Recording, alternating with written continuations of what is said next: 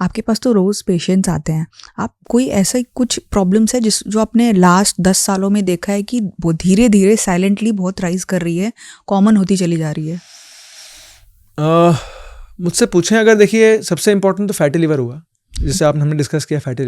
Fatty liver बहुत ज़्यादा common हो गया है, और अनफॉर्चुनेटली फैटी लिवर में मुझे लिवर कैंसर आजकल बहुत ज़्यादा मिल रहे हैं, और लिवर सिरोसिस बहुत ज़्यादा मिल रहे हैं, क्योंकि ये साइलेंट डिजीज़ है।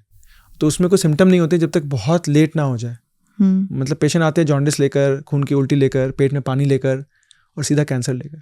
कुछ पेशेंट तो ऐसे हैं जो सीधा कैंसर लेके आए हैं, मतलब उनको चलते फिरते आए हैं, सिंपल टेस्टिंग कराया मैंने, उसे पिकअप हो गया कि कैंसर आया है इसमें। तो fatty liver is one disease.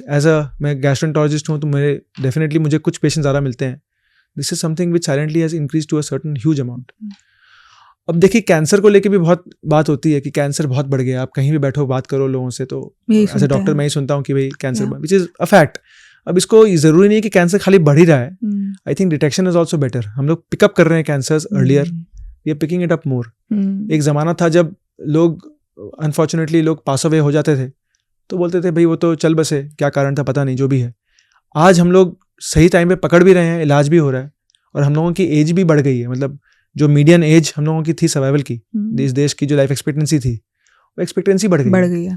तो बढ़ने से अपने आप वो जब लोग ज़्यादा जिएंगे तो वो बीमारियाँ ज़्यादा पिकअप होंगी। तो I think cancer is one more thing which we are getting कि हाँ भाई ज़्यादा मिल रहा है, ज़्यादा पिकअप हो रहा है।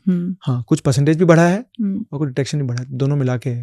I think these two issues. And gut का बोले तो गैस के इशूज़, IBS, हम लोगों का इतना मेंटल स्ट्रेन, इतना स्ट्रेसफुल लाइफ बढ़ गई है कि ये बहुत कॉमन हो गया। मतलब मेरे पास जितने पेशेंट आते हैं, जब आप स्ट्रेस रिलीफ देते हो लोगों को, आप उनसे सुनते हो कि बहुत जल्दी रिलीफ मिल गया?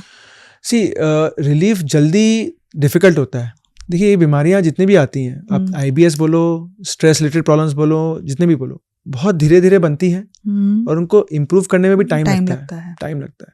तो हम लोग कोई इंस्टेंट इसमें कुछ भी नहीं है। मतलब आज मैंने दवाई दी, कल ठीक हो गया, और दवाई की बात भी नहीं है जी। देखिए when I talk to my patients, वो मुझसे जितना बात करते हैं ना, जो मुझसे समझते हैं, उसलिए हम लोग लड़ाई साथ में कर पाते हैं। देखिए बीमारी का इलाज, और स्पेशली IBS और स्ट्रेस रिलेटेड बीमारी का इलाज भी अकेला नहीं हो पाता है। It is always me and you together, दोनों मिलके करेंगे तो होगा। तो उसमें आई थिंक जितना मैं दवाई देता हूँ, उससे ज़्यादा पेशेंट जब समझ में आता है उनको कि हाँ मैं क्या तकलीफ पा रहा हूँ, उसके लिए मुझे क्या करना है, और लाइफस्टाइल में चेंज करेंगे, तो धीरे धीरे होता है। तो जल्दबाजी में तो कुछ भी नहीं होता है इसमें, इट टेक्स टाइम।